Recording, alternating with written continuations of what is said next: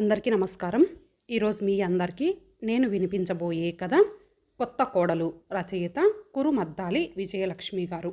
ఇక కథలోకి వెళితే, అత్తగారి ఇంట్లో కోడలు ఆకుల చాటు పిందెలా అణిగిమణిగి ఉండాలి. ఆ మాట వింటూనే విజయ పకపక నవ్వింది. మరి నవ్వలేక ఆయాసంతో రొప్పుతూ బలవంతాన నవ్వును దాచేసింది. నాన్నమ్మ, ఓ నాన్నమ్మ, ఆకులచాటు పిందే, ఆకులచాటు పిందే అంటూ కిలకిలా నవ్వింది. పెద్దంతరం చిన్నంతరం లేకుండా ఏమిటా ఇకిలింపు? సామానులు సర్దుతున్న సావిత్రమ్మ చిరుకోపంతో అంది. లేకపోతే చూడమ్మా నాన్నమ్మ మాటలు. నేను అత్తవారింట్లో ఎలా మెలగాలో గంట నుంచి బోధిస్తున్నదా?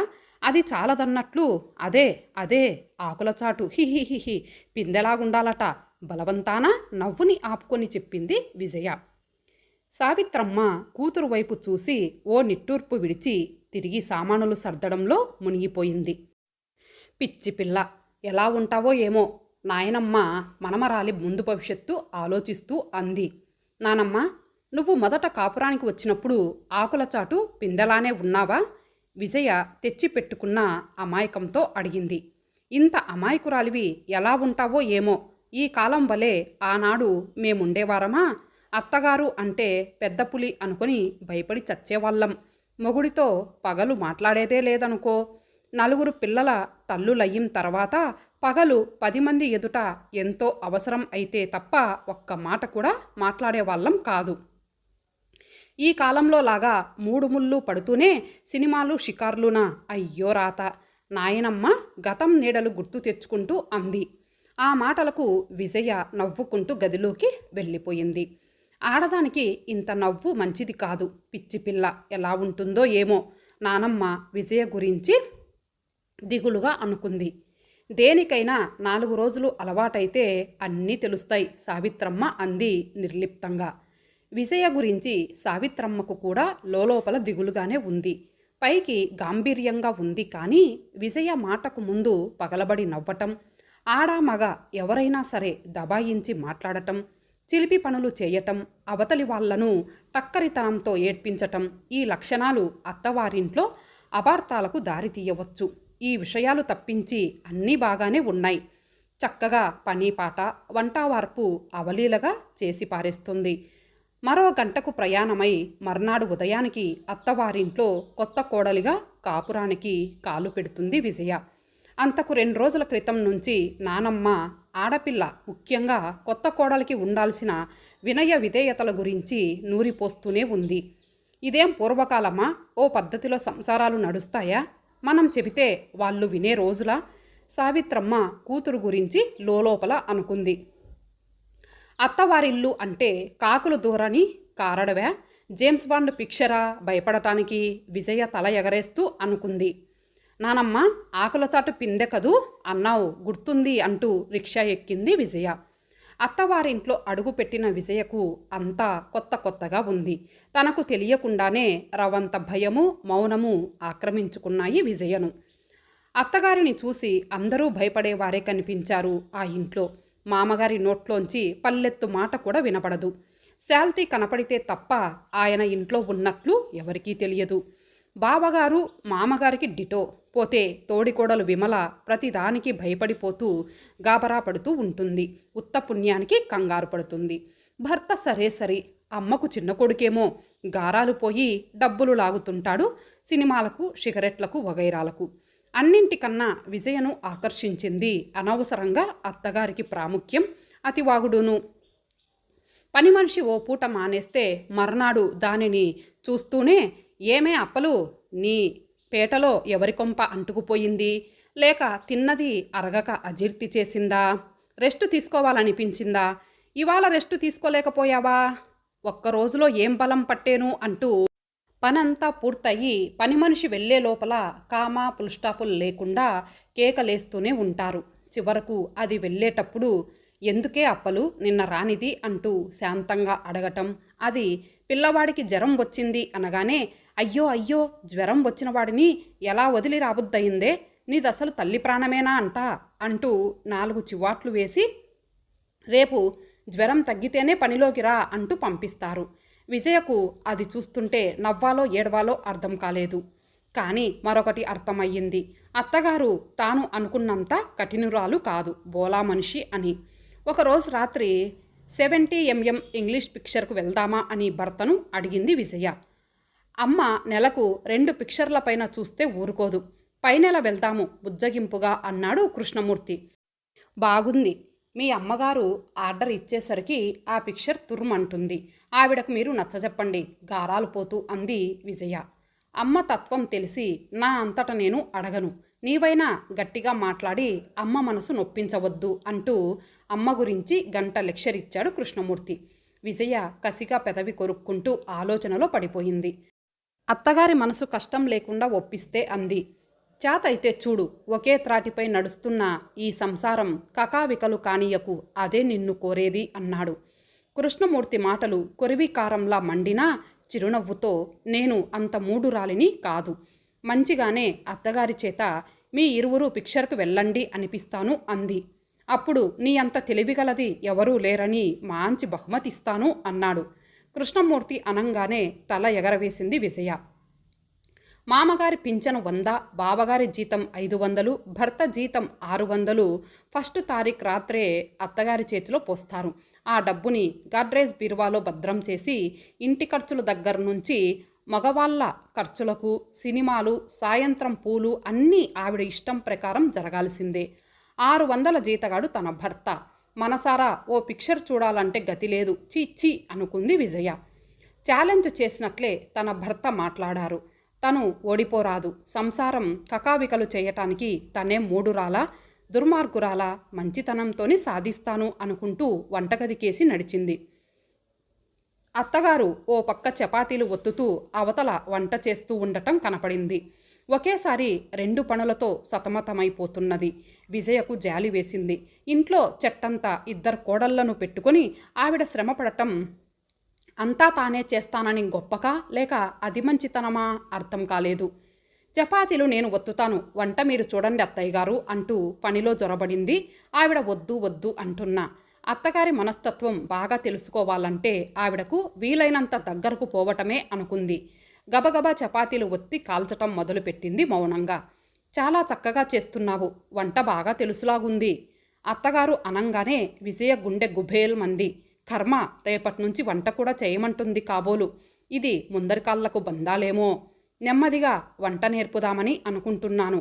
ఆ అవసరం లేదన్నమాట. వంట చేతైన ఆడదానికి కష్టమే లేదనుకో అంటూ వంటలోని కష్టసుఖాలు చెప్పటం మొదలుపెట్టింది అత్తగారు. అప్పుడే ఆఫీస్ నుంచి వచ్చిన కృష్ణమూర్తి విజ్జి అంటూ కేక పెడితే ఓసారి వెళ్ళి వచ్చి తిరిగి చపాతీలు చేయటంలో పడిపోయింది. మరో 10 నిమిషాలాగి మరలా పిలిచాడు కృష్ణమూర్తి విజయను. వాడు పిలుస్తుంటే వెళ్ళవేమిటే, ఆ పని నేను చూసుకుంటాను వెళ్ళు అంది అత్తగారు. విజయ కదలలేదు. అప్పుడే ఒక చిలిపి ఊహ కూడా కలిగింది. అదేదో ఇంగ్లీష్ సినిమా ఇవాళతో వెళ్ళిపోతోంది, వెళదామని అమ్మని అడుగు అంటున్నారత్తయ్య. 10 రోజుల క్రితమే కదా సినిమా చూశాము, వద్దంటాను నేను అంది విజయ ఎంతో సహజంగా. ఆ మాట వింటూనే ఒక్క క్షణం ఆలోచించింది. వెంటనే కృష్ణ అంటూ గట్టిగా కేక వేసి పిలిచింది. విజయ పై ప్రాణాలు పైనే పోయాయి. తాను అబద్ధమాడినట్లు తెలిసిపోతుంది. భర్త హీనంగా, అత్తగారు చులకనగా చూస్తారు. భగవాన్, ఏం చేయాలి? లోపల కుంగిపోయింది. పిలిచావా అమ్మా అంటూ కృష్ణమూర్తి గుమ్మంలోకి వచ్చి అడిగాడు. అవునురా పిలిచాను. కొత్తవి నేర్చుకుంటున్నావన్నమాట. విజయను మొదటి ఆట సినిమా చూపించి తీసుకురా. ఇంకా ఎందుకు నుంచుంటావు? అవతల సినిమా మొదలవుతుందేమో, తొందరగా బయలుదేరు అత్తగారు ఆజ్ఞ ఇచ్చినట్లే అంది. విజయ బిత్తరపోయింది అనుకోని ఈ పరిణామానికి. అమ్మా అయోమయంగా అన్నాడు కృష్ణమూర్తి. ఒరేయ్, నన్నేమీ ప్రశ్నించకు, వెళ్ళమన్నాను వెళ్ళు. నీకు మళ్ళీ చెప్పాలా విజయ? పెద్దవాళ్ల మాట అంటే లక్ష్యం లేదా ఏమి? వెళ్ళు అంది గదమాయింపుగా. పిల్లిలా ఇరువురు అవతలికి జారుకున్నారు. అమ్మను ఎలా ఒప్పించావు విజ్జి? కృష్ణమూర్తి అడిగిన దానికి ఎలా జవాబు ఇవ్వాలో తెలియలేదు విజయకు. తర్వాత చెబుతాను, నా మీద నిజంగా ప్రేమ ఉంటే అడగవద్దు అంది. కృష్ణమూర్తి ఏమనుకున్నాడో తిరిగి ఏమీ ప్రశ్నించలేదు. విజయ సినిమా కోరిక తీరింది. ఓ రోజు విమల, విజయ, అత్తగారిని ఏదైనా అడగాలంటే నాకు భయం. మా మేనత్తగారి అబ్బాయి ఈ ఊరు వచ్చాడు. ఓ రోజు భోజనానికి పిలవాలని ఉంది, కానీ ఏం లాభం అంది దిగులుగా. ఆ విషయం నాకు వదిలేయక్క అంది ధీమాగా విజయ. విమల మేనత్త కొడుకు ఓ రోజు వాళ్ళింటికి వచ్చాడు. అది సాయంత్రం 5 గంటల వేళ. ఆ సమయంలో ఇంట్లో అందరూ టిఫిన్ తినేవేళ. ఉప్మా ప్లేట్లల్లో సర్దుతూ అత్తగారితో అంది విజయ. టిఫిన్ టైంకి వచ్చారు, టిఫిన్ పెట్టి పంపిస్తే సరి, ఏమంటారు అత్తయ్య? ఎప్పటి నుంచో అనుకుంటున్నాను ఆ అబ్బాయిని భోజనానికి పిలవాలని. టిఫిన్ తిన్నావు పో అంటే బాగుంటుందా అంది అత్తగారు. మగవాళ్ళు భోజనాలు చేస్తున్న టైంలో విమల విజయతో అంది. విజయ, అత్తగారి మీద ఏ మంత్రం ప్రయోగించావో కానీ నా కోరిక తీర్చావు, భలే గట్టిదానివి. విజయ చిరునవ్వు జవాబుగా చిందించింది. కొంచెం రోజుల్లోనే విజయ అత్తగారి చేత మంచి వినయ విధేయతలు కలది అనిపించుకుంది. కానీ లోపల తాను మంచి అత్తగారిని మోసపుచ్చుతున్నానని బాధపడేది. ఓ రోజు దూరపు చుట్టం ఒకామెతో అత్తగారు మాట్లాడుతూ కూర్చుంది. అటుగా వచ్చిన విజయ చెవులో తన పేరు వినపడి గోడ పక్క ఒదిగి నుంచుంది. మీ చిన్న కోడలు ఉత్త గర్విష్ఠిదిలాగుంది, పలకరిస్తే సరిగా పలకదు. ఇన్నేళ్ళొచ్చినా చెవులక రింగులేమిటి నా ముఖం? నువ్వైనా చెప్పకూడదటే, అయినా నీ అంతది చెబితే మటుకు వింటుందా? ఆ వచ్చినావిడ ఇలాగే ఇష్టం వచ్చినట్లు వాగుతున్నది. అత్తగారు ఏం జవాబు ఇస్తుందో చూద్దామని విజయ అలాగే గోడకు అతుక్కుపోయి నుంచుంది. ఆ తప్ప అత్తగారి నోట్లో నుంచి ఒక్క పలుకు ఊడి రావటం లేదు. కోడలు నీ మాట వినకపోతే కిష్టప్ప చేత 4 చివాట్లు వేయించరాదటే. అయ్యో రామా, నీకే అంత తెలివి ఉంటే నీ కోడలి ఆటలు ఎందుకు సాగుతాయి? దేనికైనా పెట్టి పుట్టాలి. పెద్దదాన్ని చెబుతున్నాను, డబ్బు దస్కం కాస్త జాగ్రత్త చేసుకో, ఎందుకైనా మంచిది. ఆడదాని వంటి మీద బంగారం ఉండటం ఎంతో రక్షణ.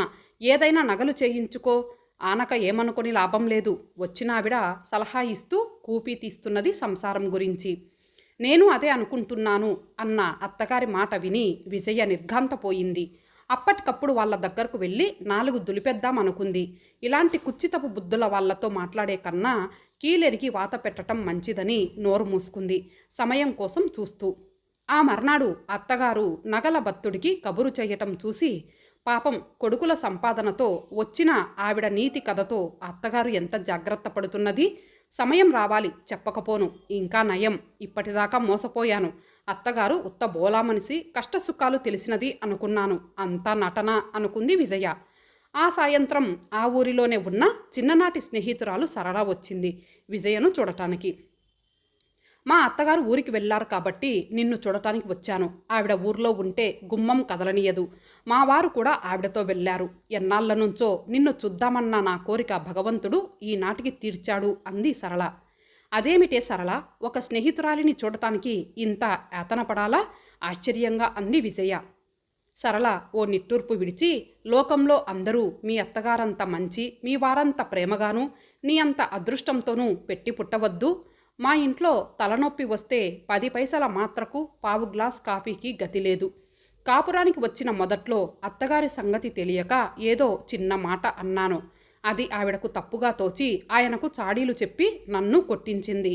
ఆ రాత్రి ఆయనతో మొరపెట్టుకున్న ఫలితం మర్నాడు ఆయన మా అత్తగారితో, అమ్మ సరళ నిన్ను నానా మాటలు అన్నదే అని చెప్పారు. ఆవిడ తిట్లు. అప్పటి నుంచి ప్రతి చిన్న విషయానికి నోరు మూసుకు ఉండటం నేర్చుకున్నా. అయినా మధ్య మధ్య చివాట్లు తప్పటం లేదు. మనసు మార్చుకోలేక నిన్ను చూడటానికి దొంగచాటుగా రావాల్సి వచ్చింది చెప్పింది సరళ. విజయ తల గిర్రున తిరిగింది సరళ చెప్పింది విని. తర్వాత ఇద్దరూ ఎన్నో విషయాలు మాట్లాడుకున్నారు. విజయ అత్తగారు మధ్యలో విజయను పిలిచి సరళకు కాఫీ టిఫిన్ పెట్టించింది. సరళ వెళ్ళేటప్పుడు విజయ సరళకు బొట్టు పెట్టి తాంబూలము పళ్ళు ఇచ్చింది. విజయ, నా ఉద్దేశం మీ అత్తగారి గురించి అపార్థం చేసుకుంటున్నావు అని. లోకంలో ఎందరో కోడళ్ళు ఎన్ని రకాలుగానో బాధపడుతున్నారు. ప్రతి చిన్న విషయం సీరియస్గా తీసుకొని సుఖానికి దూరం కాకు అని సరళ వెళ్ళిపోయింది. ముసలావిడ అత్తగారి సంభాషణ విన్న దగ్గర నుంచి విజయ అత్తగారితో సరిగా మాట్లాడలేకపోతున్నది. సరళ వెళ్ళిన తర్వాత ఆలోచిస్తూ అలా కూర్చుండిపోయింది. ఇంటి ఖర్చులు చూడబోతే 500 దాటడం లేదు. మిగిలిన డబ్బు అత్తగారు ఏం చేస్తున్నట్లు? అన్నీ లెక్క ప్రకారం చేయాలి. అలా అని దేనికి లోపం లేదు. పండక్కు చీరలు, సాయంత్రం పూలకాథ, నెలకు 2 సినిమాలు, వారానికి ఒక తీపి పిండి వంట, ప్రతి పని యాంత్రికంగా జరిగిపోవాల్సిందే. తోడి కోడళ్ళిద్దరూ పెరట్లో కూరల పాదులకు నీళ్లు అవి పోయడం క్రమం తప్పకుండా చేయాల్సిందే. అంతవరకే 1 రూపాయి కావాలంటే లెక్క చెప్పాల్సిందే. అత్తగారి మనస్తత్వం ఏమిటి? అసలు ఆ ముసలావిడతో ఆ సాడీ మాటలేమిటి? నగలు చేయించుకోవాలని ఆ బుద్ధి ఏమిటి? విజయ దీర్ఘాలోచనలకు చటుక్కున బ్రేక్ పడింది అత్తగారి పిలుపుతో. విజయ లేచి అత్తగారి దగ్గరకు వెళ్ళింది. నగల క్యాట్లాగ్ పట్టుకొని భర్తుడు రెడీగా ఉన్నాడు. విమల కూడా అక్కడే ఉంది. విమల, విజయ, మీకు ఏ రకం గాజుల జత కావాలో చూసి చెప్పండి అంది. ఈ రకం గాజులు, ఇలాంటి నెక్లెస్ నాకు ఇష్టం వెంటనే అంది విమల. ఇప్పుడు దేనికి? అయోమయంగా అంది విజయ. తొందరగా చెప్పు, తర్వాత మాట్లాడుకోవచ్చు అనంగానే యాంత్రికంగా తనకు తోచిన మోడల్ చెప్పింది విజయ. ఏమయ్యా భత్తుడు, చూశావుగా మా కోడళ్ళ సెలక్షను. ఆ నగలు ధరిస్తే మరింత అందం రావాలి కోడళ్లకు అంది అత్తగారు. ఆ రోజంతా పరధ్యానంతో గడిపింది విజయ. అత్తగారి గురించి తన ఆలోచన తప్పు అయ్యింది. పిచ్చి పిల్లల్లారా, ఆకులచాటు పిందెల్లాంటి వారు మీరు, మీకేం తెలుసు అన్న మాట పదే పదే గుర్తుకు వస్తున్నది. మనసులో ఏ విషయము ఎంతకు దాచుకోలేని విజయ అత్తగారి దగ్గరకు వెళ్ళింది. మీరు నన్ను పొరపాటుగా అర్థం చేసుకోక ఒకటి అడుగుతాను, నిజం చెప్పండి. నిన్న ఆ ముసలమ్మతో మీరు అన్నమాట విన్నాను. ఆవిడ అనే మాటలకు మీరెందుకు అడ్డం తగలలేదు అంది విజయ. ఆ ముసల్ది ఏదో దూరపు చుట్టరికం. గుణము, నోరు, కన్ను, దృష్టి ఏదీ మంచిది కాదు. పచ్చగా ఉంటే ఓడ్చలేక ఆ కాపురాన్ని కూల్చిందాక నిద్రపోదు. ఆవిడ చూపు దేనిమీదన్నా పడిందా అది బగ్గున మండిపోవాల్సిందే. అందుకే నోరు మూసుకొని చల్లగా పంపించాను అంది అత్తగారు. అత్తగారి మాటలు వినంగానే విజయ కళ్ళల్లో నీళ్లు తిరిగాయి.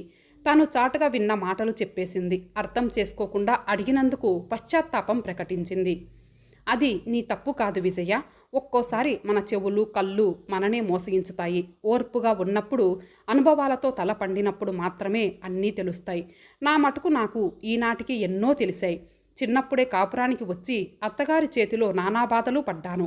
ఆయన చూడబోతే నోరు లేని దేవుడు. అనుభవించే రోజుల్లో మంచి వయస్సులో ఉన్నప్పుడు జీవితంలో ఏదీ అనుభవించలేదు, బాధలు తప్ప.